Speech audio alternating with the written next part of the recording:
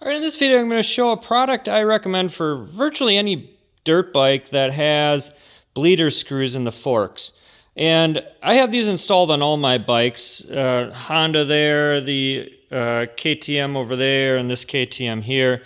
And what they do, so on a original equipment bike with these bleeder screws, they need to be removed really almost every ride. Otherwise, a little bit extra pressure and air builds up in the forks, and that can cause kind of a harsh feeling to the operation of those forks.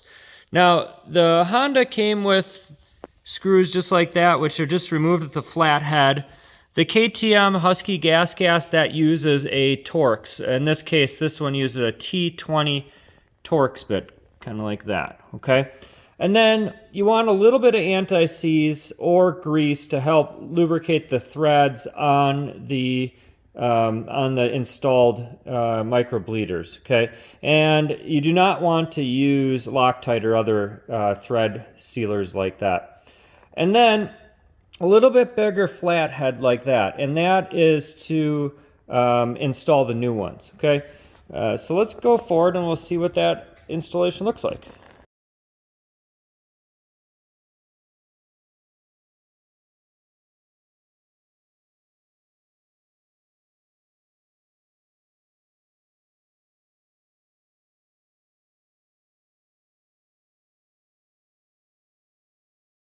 All right, so now those are installed, and I did use kind of a big flat head like this because as you depress that button, there is a slot on each side to you'd be able to use a screwdriver. Now, don't get the wrong impression, you do not want to tighten these real tight. There is an O-ring that helps seal those, so just kind of light tightening. You would just want that O-ring to seat and then just a little extra. Don't over tighten them. And then just with basically every ride, you just go ahead and depress that button. You'll hear the air bleed off, and once it's done, you can let that button go.